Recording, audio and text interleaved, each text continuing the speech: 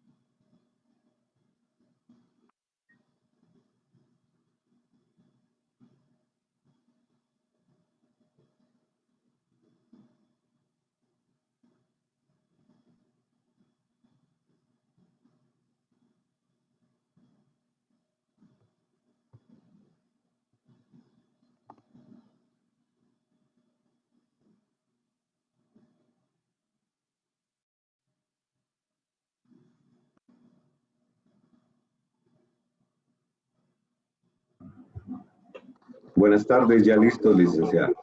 Buenas tardes, licenciado. Ahorita ya están terminando, me están informando que ya están terminando la sesión anterior y ahorita se van a empezar a unir todos. Muy bien. Podemos hacer una prueba de si comparto mi pantalla. Sí, claro. Por favor, gracias. Que siempre me ha estado provocando inconvenientes.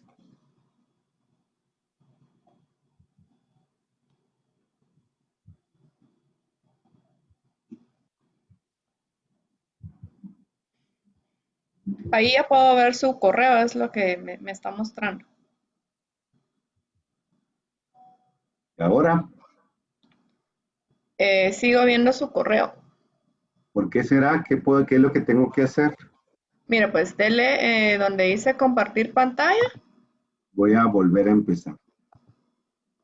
Compartir. y entonces ahí le aparecen varias opciones, ¿verdad? Ujú. Entonces ahí tiene que seleccionar la ventana donde está su presentación. Ujú. ¿Ya? Ahora sí estamos ahí.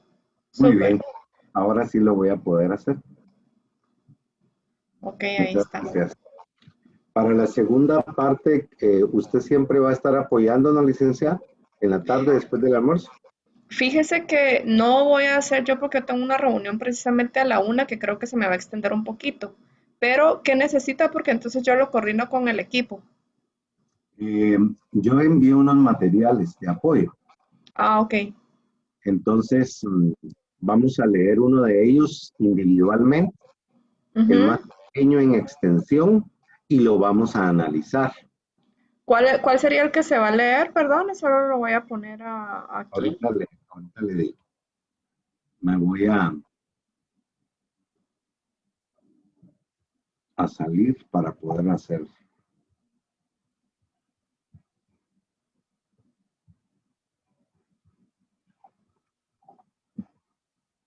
¿Sigue usted viendo mi pantalla? No. Ok, ya me salí. Sí, me imagino que sí, ajá. Déjeme ver.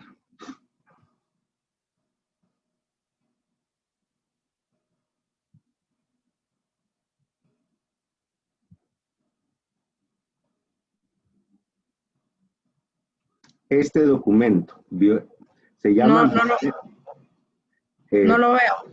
no lo ve. Bueno, Ujú. entonces voy a volver a hacer el mismo procedimiento que hace un rato.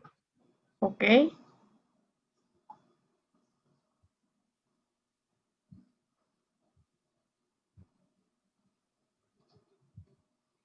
Ahora sí, Ahorita está cargando. Ahí está. El que se llama violencia. violencia estructural y género. Ok. Ese es el que vamos a trabajar porque los otros son muy extensos, entonces no nos daría tiempo en una hora. Ok. Por favor. Ok, yo ahorita estoy indicándole, lo va a estar apoyando el licenciado Monterroso. directamente del instituto de la víctima, ¿verdad? Y de parte de IJM ahorita también va a estar el licenciado Eric Garrido, también Ujú. apoyándonos acá. Y después de almuerzo, no sé si va a ser él o va a ser la licenciada Samantha la que va a estar, todavía me tienen que confirmar. Vale.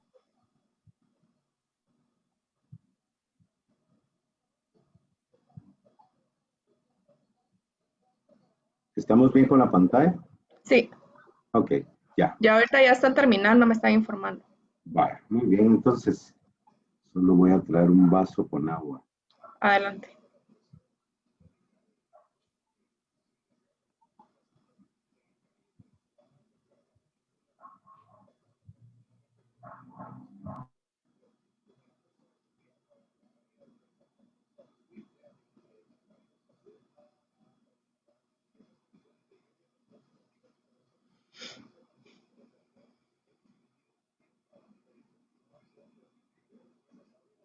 Ahí está.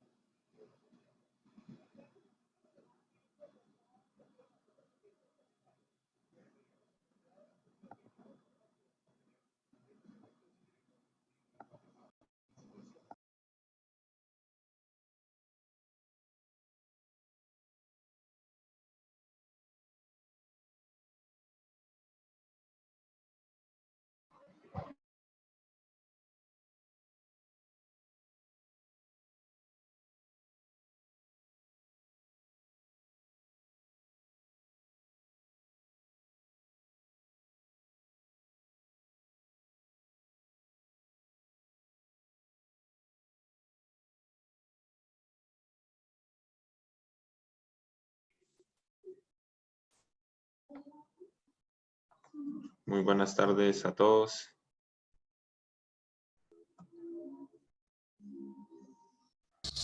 Buenas tardes. Hola, Lic, Rabanales, buenas tardes. Buenos días. Buenas tardes, licenciada. ¿Cómo está? Todo bien, gracias. Agotada. Sí está duro esto de la silla. Y por eso es que vamos a ser un poquito más dinámicos en la tarde. Muy bien.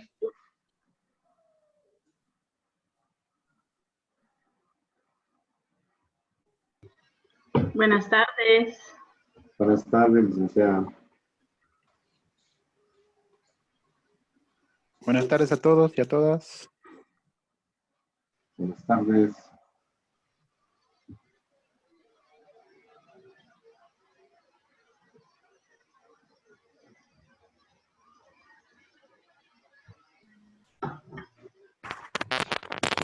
Buenas tardes. Buenas tardes, Lisa. Buenas tardes. Buenas tardes. Buenas tardes.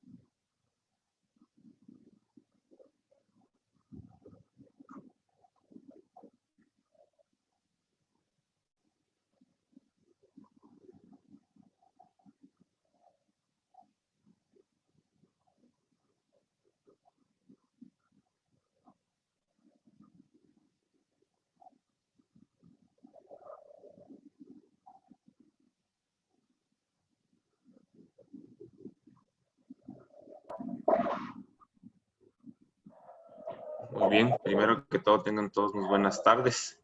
Vamos a, Buenas tardes.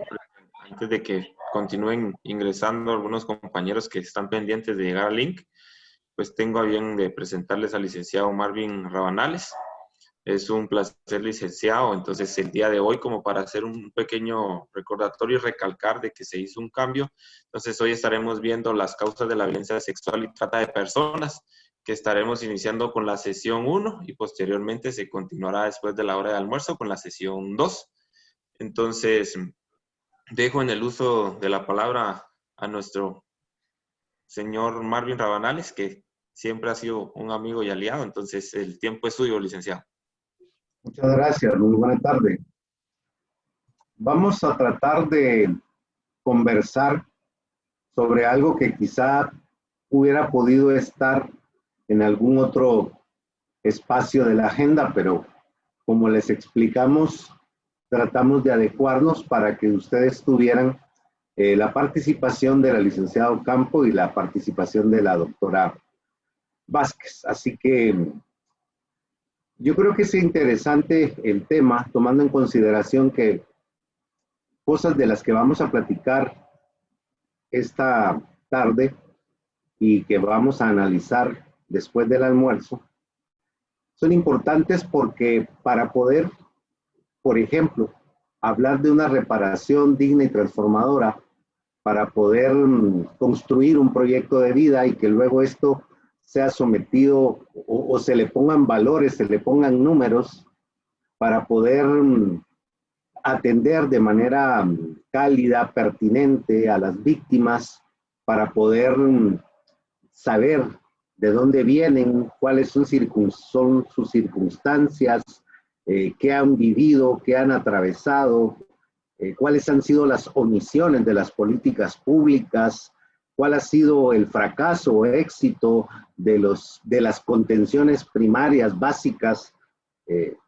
Pues creo que tenemos todos que manejar, los que estamos involucrados en este trabajo, conocer a grandes rasgos, porque no con profundidad, pero sí a grandes rasgos, la situación del país. ¿Cómo es Guatemala? ¿En qué país estamos? ¿Cómo somos? Nuestra historia. Y ahí encontrar quizá el origen de muchas de las conductas, que obviamente, quiero hacer la primera aclaración, no se justifican bajo ningún punto de vista, pero sí son motivo por el cual hay poblaciones que han sido vulnerabilizadas y que son susceptibles más fácilmente de poder ser víctimas, y las hay a veces víctimas perfectas, y que si no han sido como tales porque el nivel de resiliencia de la población guatemalteca es increíble, y esto nos lo demuestra la historia. Así que más o menos ese es el propósito y el enfoque que le voy a dar a mi presentación. Causas de la violencia sexual, explotación y trata.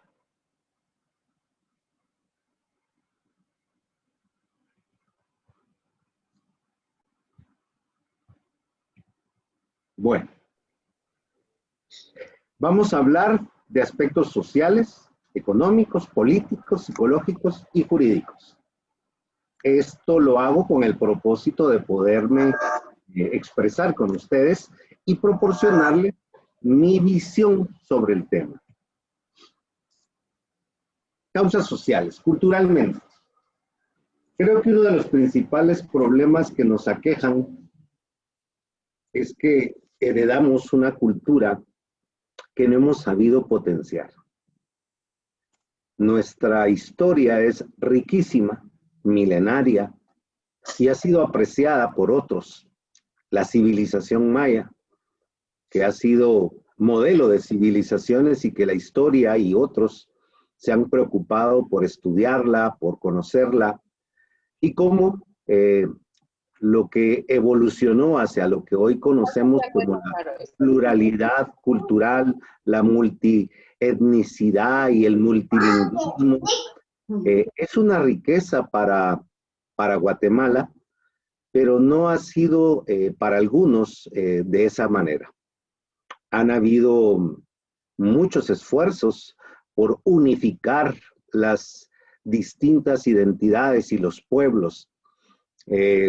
Siempre ha habido la intención de que el idioma hegemónico, el idioma español, por ejemplo, sea el idioma que predomine y que la segunda lengua que se estudie, por ejemplo, el segundo idioma, pues no sea precisamente la vernácula o la que es propia de la identidad de acuerdo con la circunscripción geográfica, sino más bien idioma inglés. Lo cual no está mal, por supuesto, me parece que es el idioma universal y del comercio, pero hemos sacrificado, por ejemplo, el que se pueda preservar el uso de los 22 idiomas que en este país se hablan. Vemos también que culturalmente, a pesar de que nuestra diversidad étnica y multilingüística representa es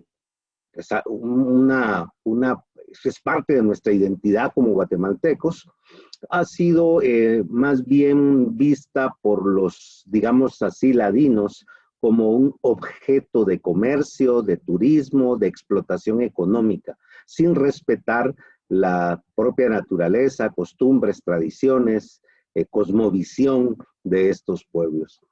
Culturalmente, entonces, tenemos un país que es rico, sin embargo, desafortunadamente, los indicadores sociales nos dicen que en estos lugares donde se predomina la población de ascendencia maya, es donde hay más pobreza extrema, donde los niveles de analfabetismo son mayores, donde la cobertura educativa no es universal, donde los sistemas de salud no abarcan o cubren a la población.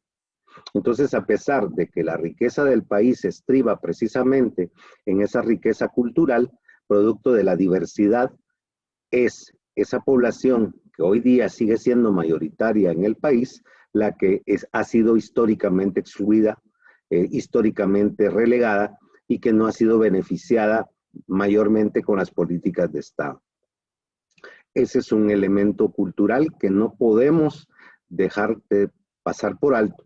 Dentro de este contexto cultural también tenemos el conflicto que los pueblos mayas tienen una cosmovisión que es distinta a la occidental, que es distinta a la hegemónica, que es distinta a la ladina. Aquí se presentan conflictos serios de ponderación de qué cultura o qué cosmovisión es la que impera. El convenio 169 de la Organización Internacional del Trabajo hace un esfuerzo por solucionar ese conflicto que pueda existir entre entre el reconocimiento, la aplicación y la vigencia, por ejemplo, del derecho consuetudinario, el cual no necesita de reformas constitucionales para que exista. El que sea o no reconocido por nuestra Carta Magna es irrelevante toda vez que en la realidad objetiva resuelve conflictos, existe, está en la costumbre, no está positivizado porque su naturaleza es diferente. Entonces, partimos de que existe una pluralidad jurídica y eso enfrenta mucho y nos conflictúa, pero no es el tema.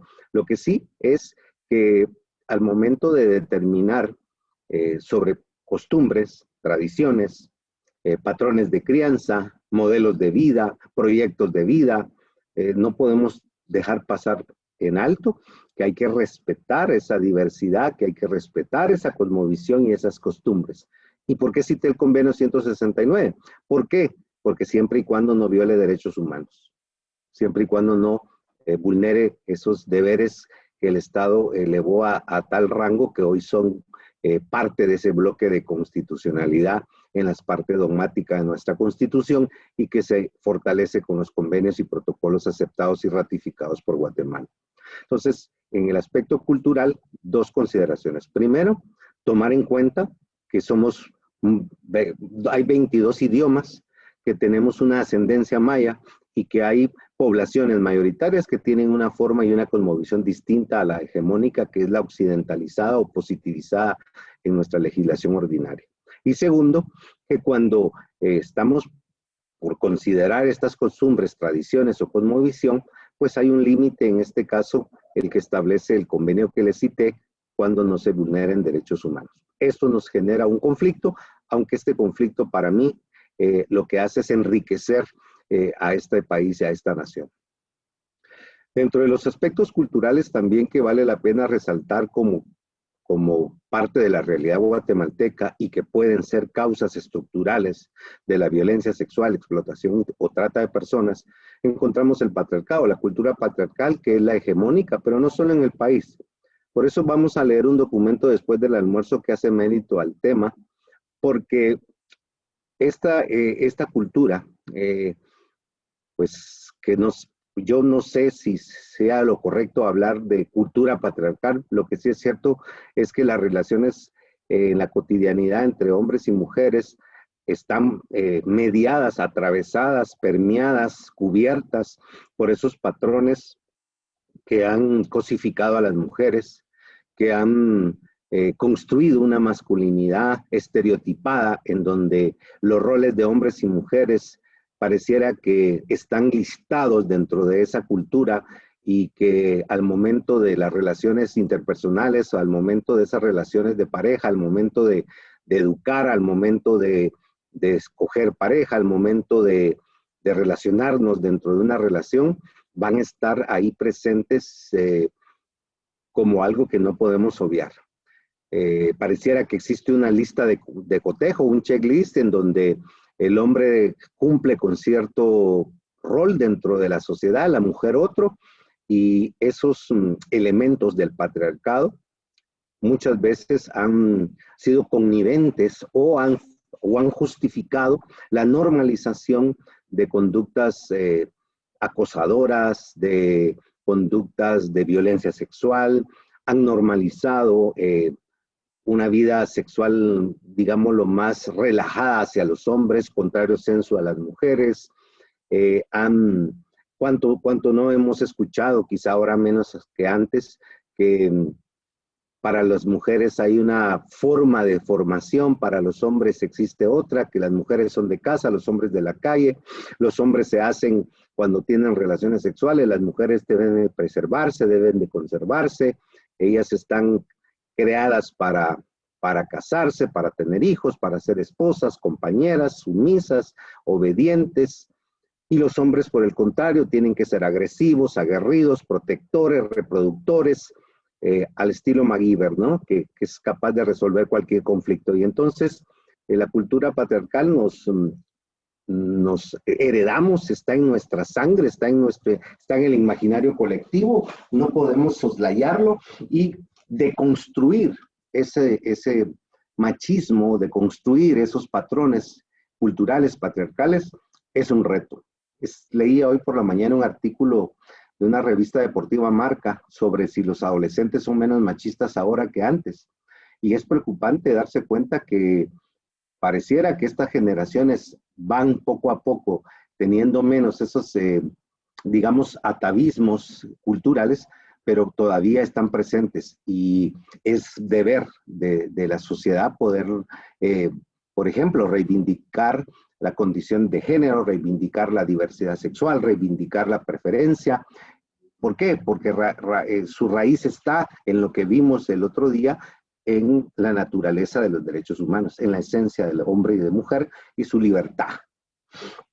El patriarcado entonces es algo, creo, básico, determinante para poder normalizar ciertas conductas, para que exista cierta connivencia y aceptación de ciertos comportamientos que entonces socialmente no ven como acciones antijurídicas, ciertas acciones que ya los platicamos de alguna otra manera cuando hablamos de la teoría del delito.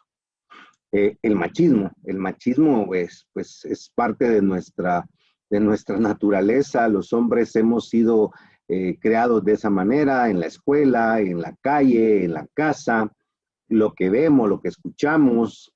Les digo que es un testimonio personal, es una lucha interna y diaria por poder abandonar todos esas formas de ser machistas. Yo les digo, personalmente es algo que viví en la educación primaria y secundaria, especialmente en el bachillerato. Luego en la calle uno se da cuenta de cómo esas relaciones también son marcadas por esas posiciones de superioridad y de minusvalía, por el contrario, y que no es fácil, tomando en consideración que precisamente es dentro de la casa donde se cultiva o no esos patrones machistas de comportamiento. Eso también tenemos que considerar que es parte de los elementos sociales de este país. La multiculturalidad, ya hablamos de ella. No tenemos tanto tiempo como para poder desglosarlos más, solamente los estoy planteando como algo que ustedes en algún momento van a tener que trabajar de manera intensa, profunda, para poder determinar la víctima ha sido o vivió o su identidad es múltiple, ha crecido, ha sido educada dentro de un seno familiar machista, adultocéntrico, donde el patriarcado es lo que se ha imperado, donde el androcentrismo es la parte como eje, el centro de gravedad, el hombre y la mujer en la periferia. Eso es determinante al momento de poder entender las conductas, al momento de poder construir historias de vida. Eso desde mi particular punto de vista. Veamos, dentro de algunos elementos sociales también encontramos aspectos educativos, cómo hemos sido formados. Y aquí para mí es importante advertir, hay 3 instituciones históricas de control social que están fracasadas. Yo lo veo así, posiblemente ustedes no, pero ese es el diálogo que quizá en la tarde podamos hacer. Las 3 instituciones históricas de control social son la familia, la escuela y la iglesia. Las 3 están en un proceso de deterioro. Desde hace mucho tiempo, la familia guatemalteca está erosionada, la familia guatemalteca está afectada por violencia intrafamiliar, por irresponsabilidad paterna y materna, por división de la familia, por la migración, por la violencia. Son elementos que, nos guste o no, están erosionando al primer círculo de contención y ese lugar idóneo para la construcción de identidades, de personalidades que no sean machistas, que no sean androcéntricas, que no sean sexistas, pero creo que no ha funcionado. Por el otro lado vemos la escuela. La escuela dejó de ser ese espacio en donde, como en el pasado, ¿no?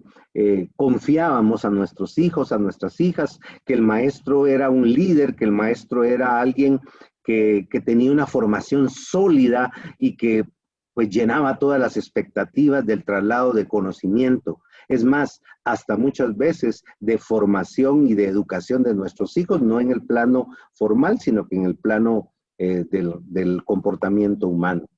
Hoy la escuela está reducida a horas de actividad. Presencialmente ya no estamos. No sé cómo va a ser esta generación covidiana de graduandos a final de año. ¿Cómo vamos a poder medir la calidad educativa cuando muchas veces la escuela era un lugar de respiro para los niños, para las niñas? Salir de la pobreza, encontrar una galleta, encontrar un vaso de atol, encontrar un compañero, un amigo, un maestro, un guía, un líder, pero esto es ahora distinto. Entonces, educativamente también vemos que eso es un elemento que permea a todos. El conflicto armado. El conflicto armado lo incluyo como un elemento social muy importante por esta razón. No solamente por el desgaste, es evidente en costo de vidas, en daño a la integridad, en la confrontación que todavía hoy mantenemos ideológica, sino que fundamentalmente porque las zonas que fueron escenario del conflicto son coincidentemente las mayoritariamente indígenas y tristemente las de mayor porcentaje de pobreza y pobreza extrema, de analfabetismo y de falta de cobertura de los servicios públicos. Pues el conflicto armado también contribuyó a aislar a esas comunidades y parte de las estrategias de contrainsurgencia fue sumirlas en condiciones de miseria, para mí, genocidas. ¿Por qué? Porque se mató a poblaciones, insisto, para mí, precisamente con aras de poder mantener el status quo de esos 36 años. Nos guste o no, esto sucedió, estemos de acuerdo o no, pero esto afecta socialmente a la sociedad guatemalteca. Cambiemos ahora en otra dimensión. Ahora veamos la dimensión económica, la pobreza. La pobreza en Guatemala es mayoritaria y la pobreza extrema alcanza índices pero de dignos de alarma en función y comparativamente de otras realidades latinoamericanas. No nos vamos a comparar con África. Nos hemos comparado siempre con Haití. Haití siempre ha estado peor que nosotros, pero fíjense que si ustedes son curiosos y analizan los indicadores, por ejemplo, de desnutrición y de mortalidad de Haití y Guatemala, ahora hemos superado esos indicadores. Y eso que Haití ha pasado también por eventos traumatizantes como han sido terremotos, han sido huracanes, guerras internas, como Guatemala.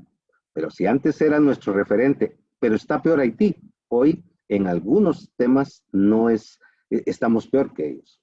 La pobreza entonces siempre está presente cuando hablamos de las causas del delito. La pobreza per se no lo es, porque si no todos los pobres fueran delincuentes o todos los pobres fueran víctimas de delito.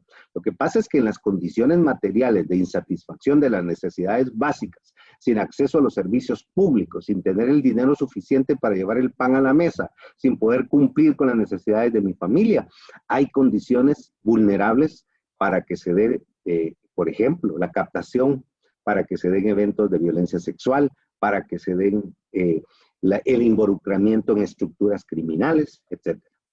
La distribución de la riqueza o la redistribución de la riqueza.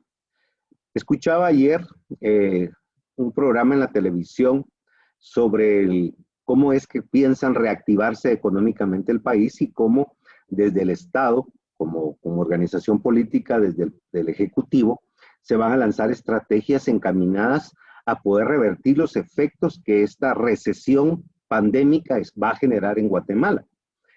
Hay algunos que apuestan por las acciones afirmativas conocidas como programas de solidaridad o esos bonos familiares, esos bonos de incentivo para que la sociedad pueda comer, para que puedan las empresas empezar a resurgir como el ave fénix.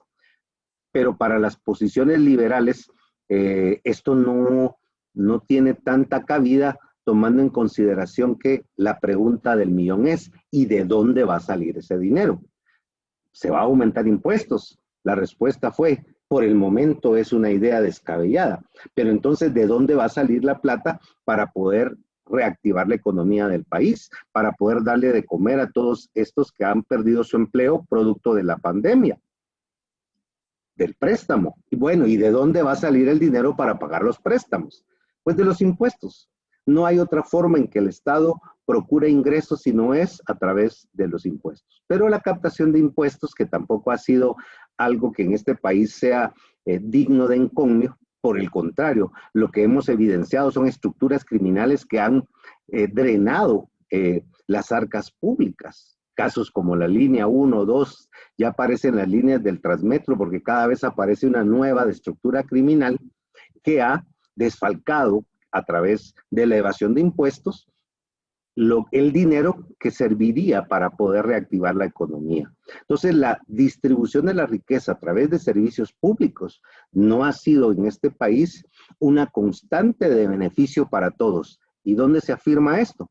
En los indicadores sociales. La cobertura educativa no alcanza en primaria el 100%. Hace algún tiempo casi anduvimos por el 98%. Durante los últimos 2 gobiernos, esta cobertura ha descendido. La brecha que existe entre los que egresan de las escuelas primaria y los que ingresan a la secundaria es terrible. ¿Dónde están esos jóvenes? En la economía informal, en un empleo poco remunerado o quizá en estructuras criminales, en pandillas, en maras, procurando cómo llevar bienes materiales a la casa que permitan subsistir.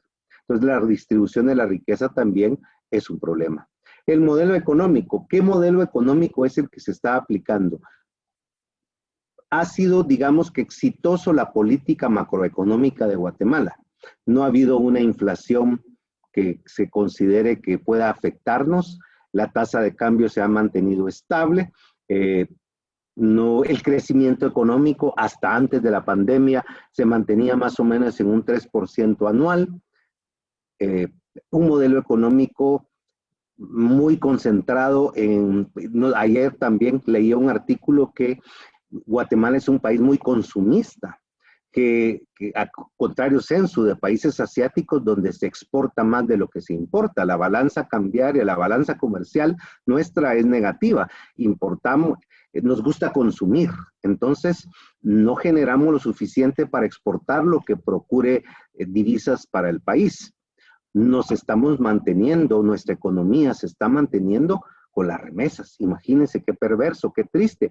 La población que ha huido del país, la población que ha migrado de Guatemala por las condiciones materiales o de violencia, es la que nos mantiene ahora a flote económicamente.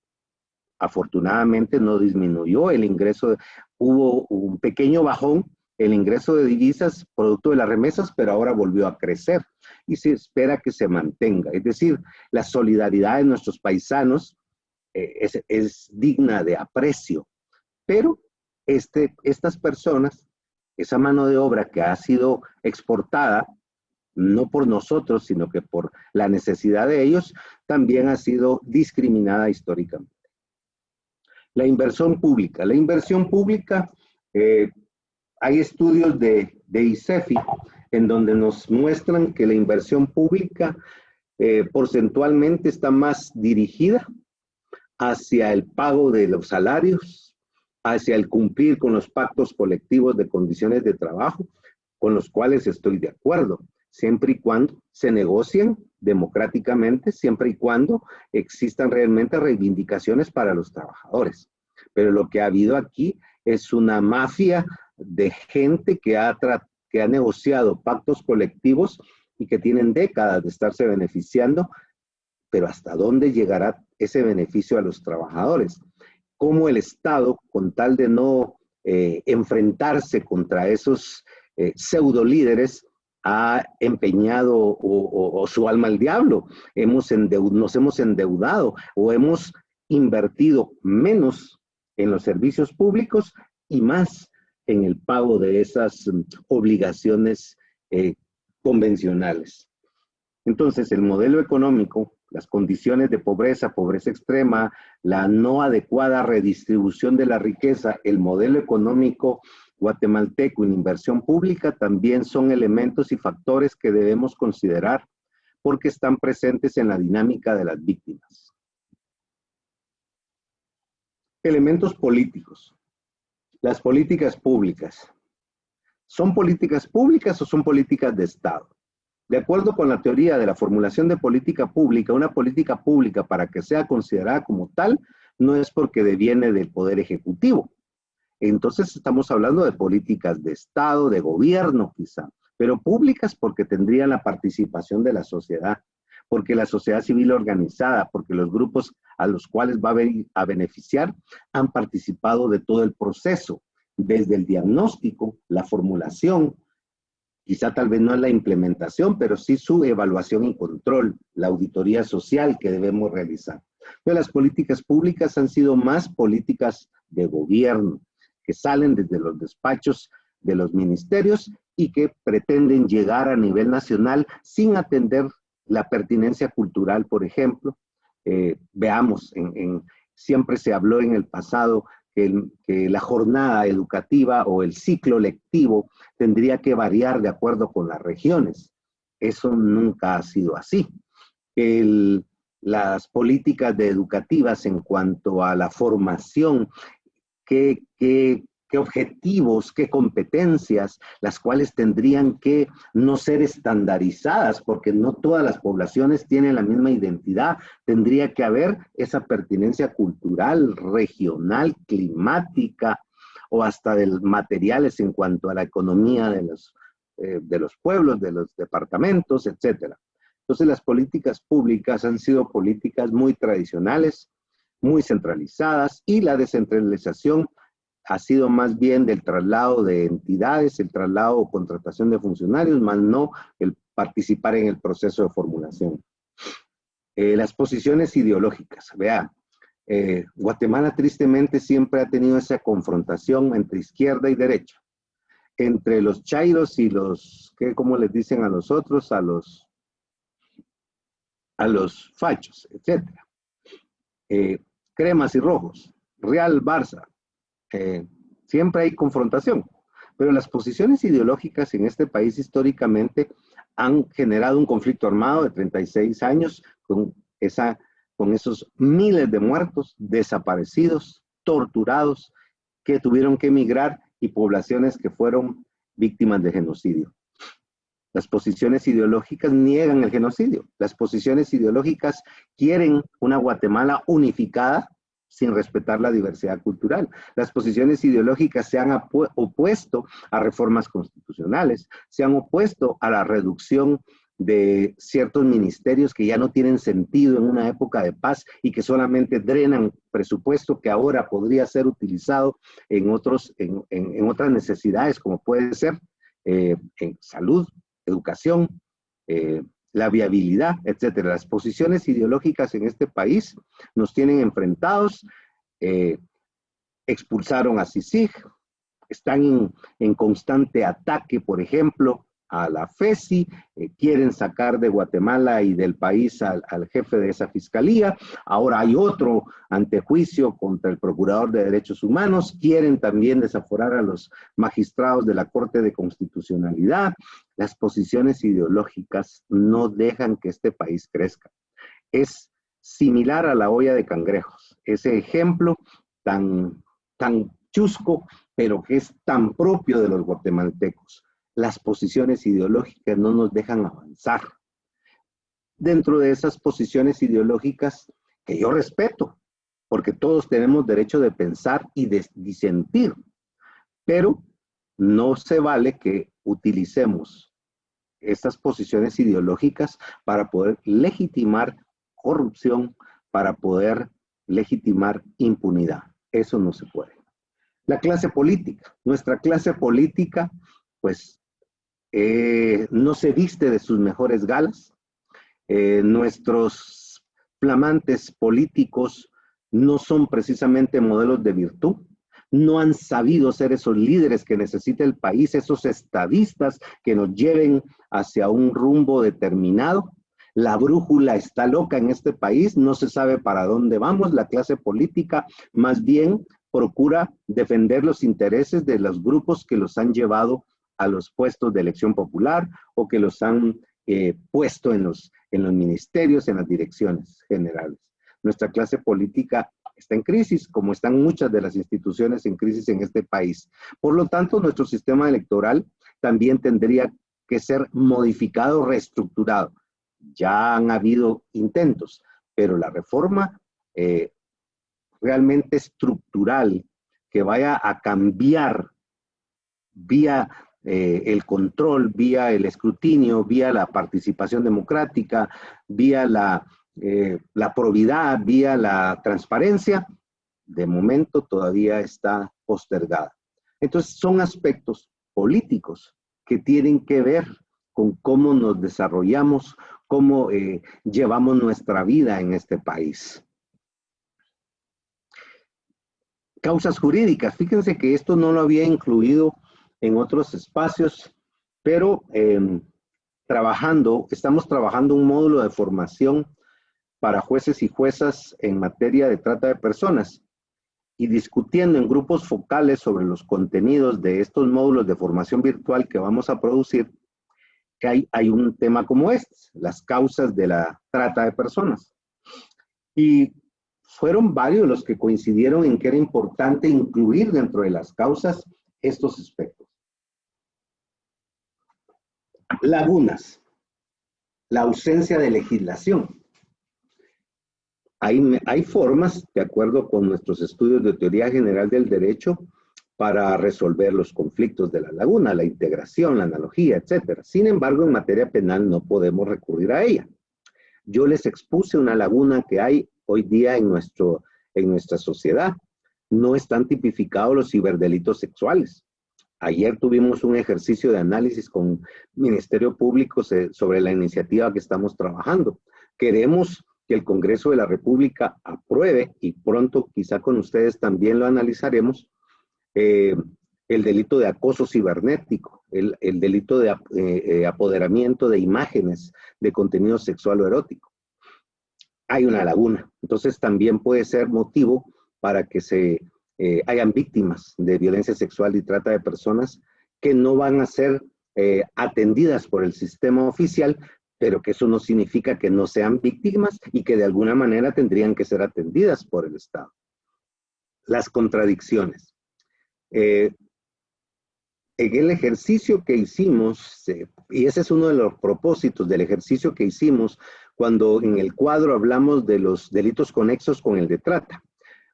Ahí hay contradicciones. Por ejemplo, una de las modalidades es con fines de producción de pornografía. Una de las modalidades son adopciones. Una de las modalidades es la explotación económica. Una modalidad es la prostitución. Pero hay tipos que de manera autónoma que describen esa conducta. En la realidad litigiosa hay contradicciones y muchas veces la solución no es el concurso real o el concurso ideal, sino que es la falta de mérito por uno y la ligación a proceso por otro. Entonces, las contradicciones también pueden ser producto de generar víctimas o deben de ser consideradas. Las ambigüedades, de la misma manera, el lenguaje que se utiliza muchas veces no es el más feliz y el problema que en materia penal no podemos recurrir nosotros a la analogía. Las modalidades de la trata no están definidas. Entonces, ¿cómo las vamos a integrar? No podemos. ¿Cómo vamos normativamente a llenar esa parte de esas leyes penales en blanco como las que nosotros conocemos? Y finalmente, en este ámbito jurídico, para mí ha sido un problema el ser positivistas. Si no lo dice la ley, si no está en el artículo, si no está en el capítulo, no existe o no podemos nosotros hacer ejercicio de integración de normas.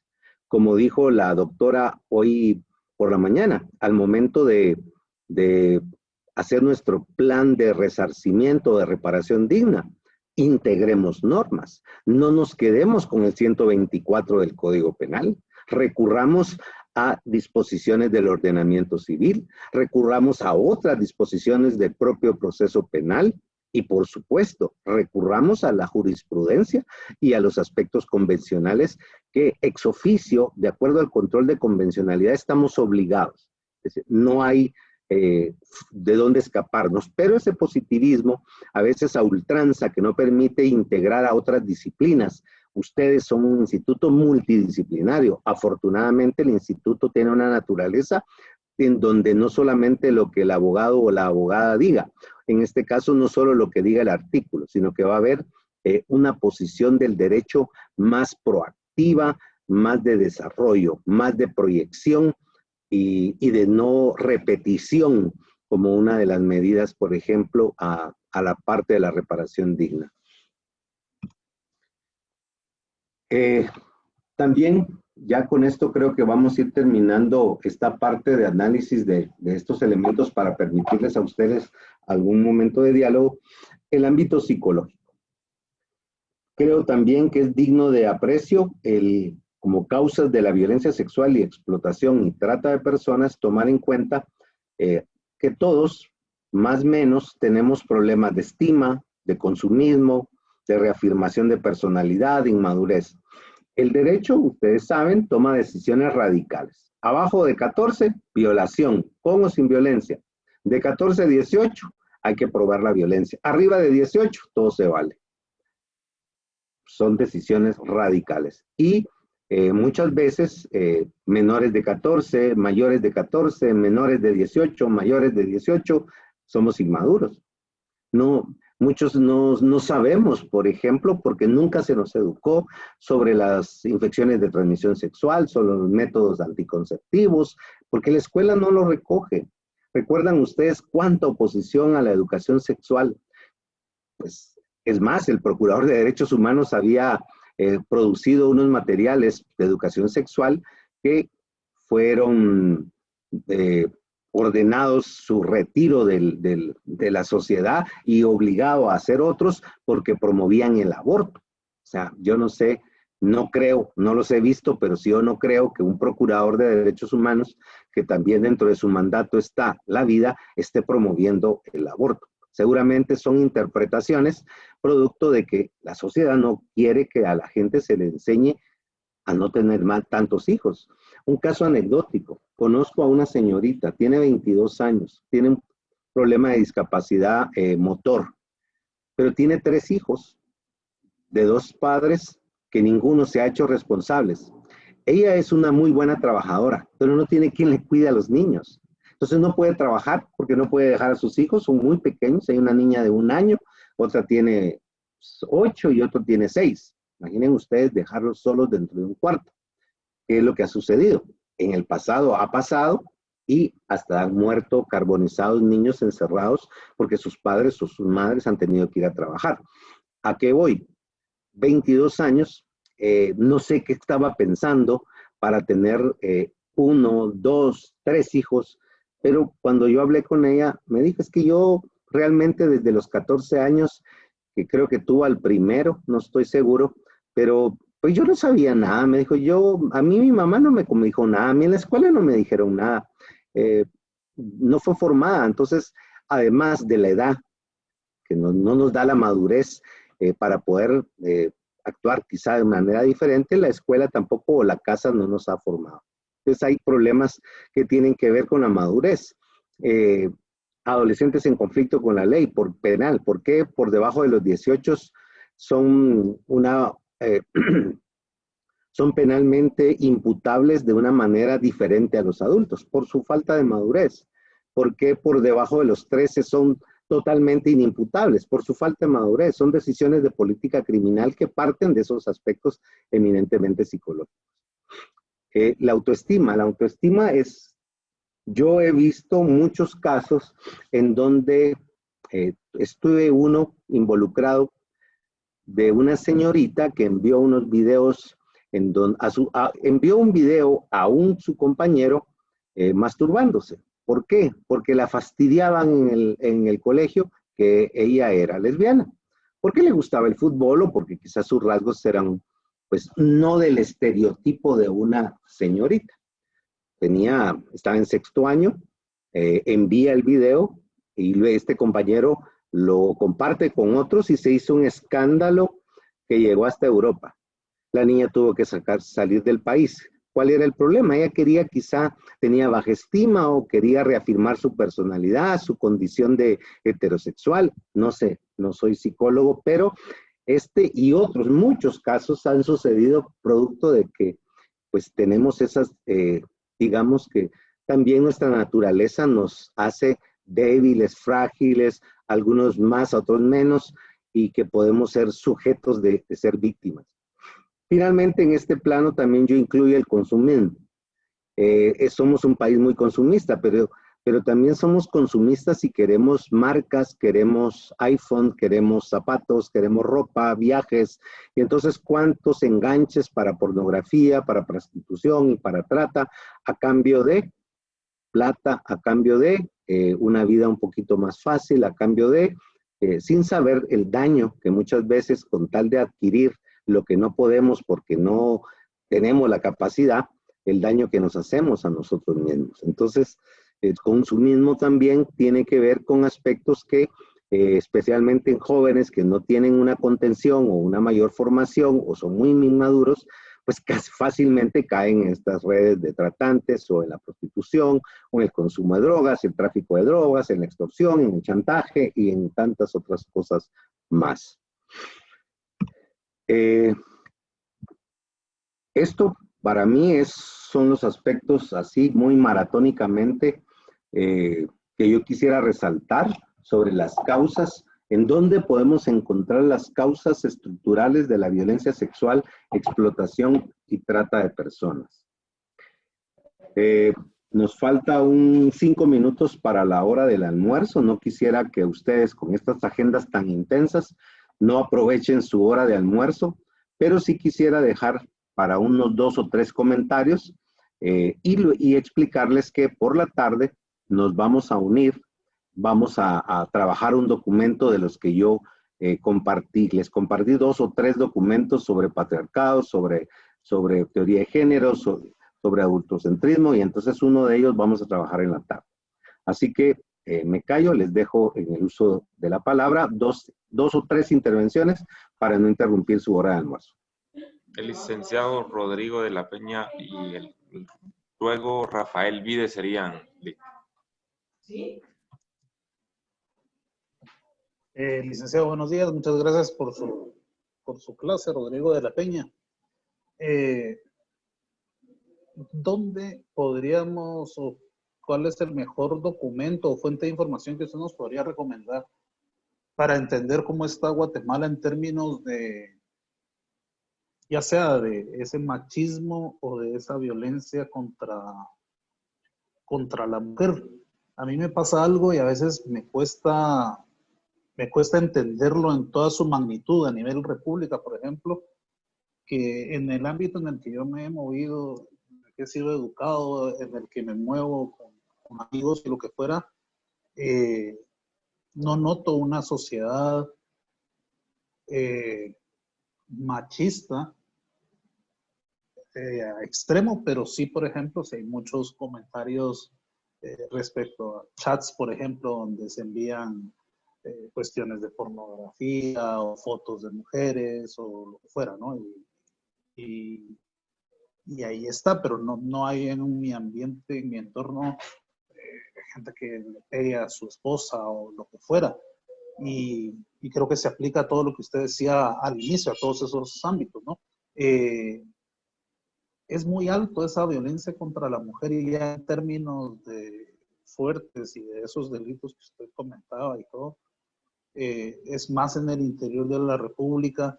En Guatemala, la capital, pasa desapercibido porque no denuncia a mujeres. ¿Qué es lo que pasa y por qué uno no termina de darse cuenta de una realidad que me imagino está documentada todo esto, ¿no? O sea, en cuanto a estadísticas y todo lo demás.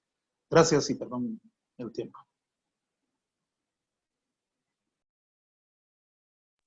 El siguiente, por favor. Sería el licenciado Rafael Vides y luego María José Recinos. Ok, licenciado, muchas gracias. Primero que nada, excelente su ponencia. Me gustó muchísimo. Lo mío es más que nada solo un comentario desde el punto de vista que usted mencionaba, en el punto de vista psicológico. No me había puesto a pensar lo importante, ¿verdad? Que el consumismo puede venir a ser para provocar que tengamos la conducta que tenemos, ¿verdad? Desde mi punto de vista, ¿verdad? Que es lo que yo estudio, la conducta humana.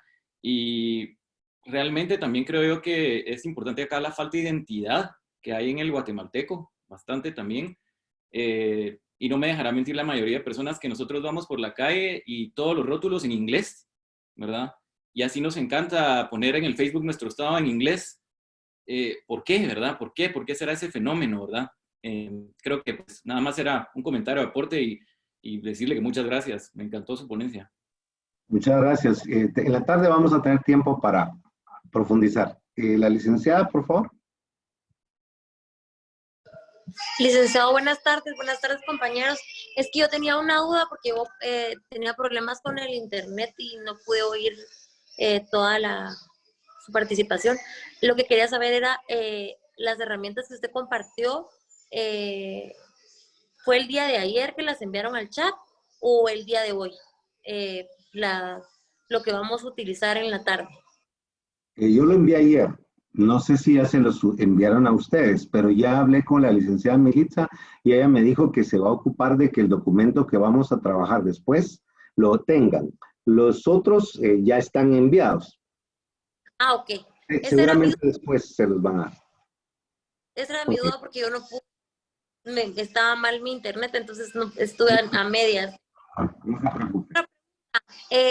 Esta clase va a estar grabada porque yo no la pude escuchar. Creo que sí, todas las están grabando.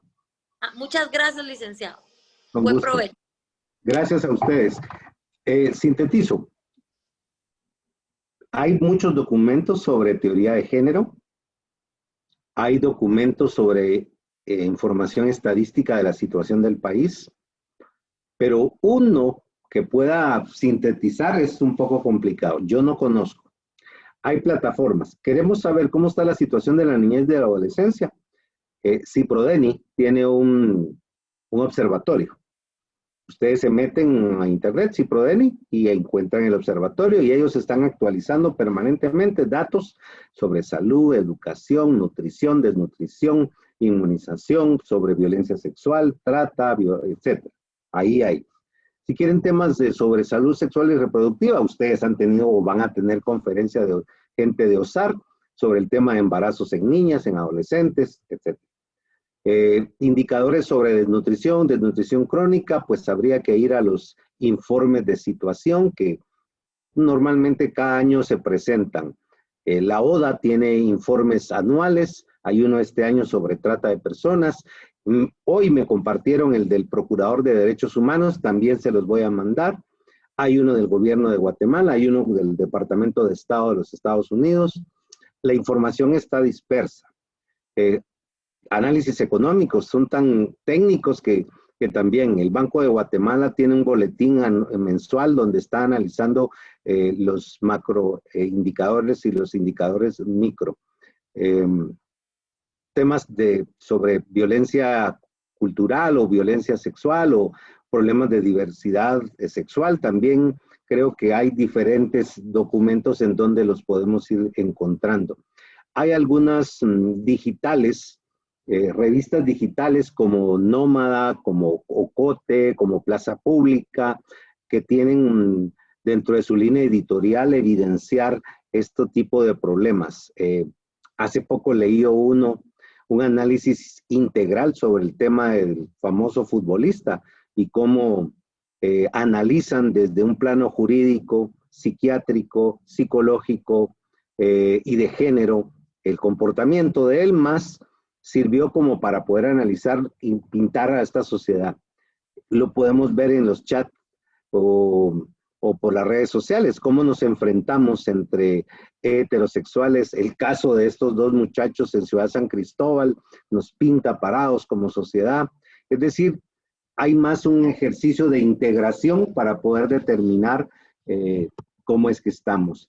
Y sobre el tema del consumismo, a mí me preocupa porque esa necesidad de tener, el aparentar, yo creo que está desde la estructura de la línea hasta una señorita que se dedica a actividades sexuales, a vender sus fotos por internet, o yo creo que está presente en toda la sociedad guatemalteca. La falta de identidad, es triste ver que nos gusta el inglés solo porque no hay emoticones en otro idioma, porque si no también preferiríamos los emoticones en otro idioma, el síndrome de Malinche, ¿no? El malinchismo. Aquí lo quiero dejar para que luego del almuerzo podamos continuar dialogando y pues buen provecho y nos vemos ¿a qué hora? A las 2, ¿verdad? A las 2 de la tarde. Sí. Licenciado Vide, muchas gracias. Buen provecho. Gracias. Gracias, buena tarde. Gracias, licenciado.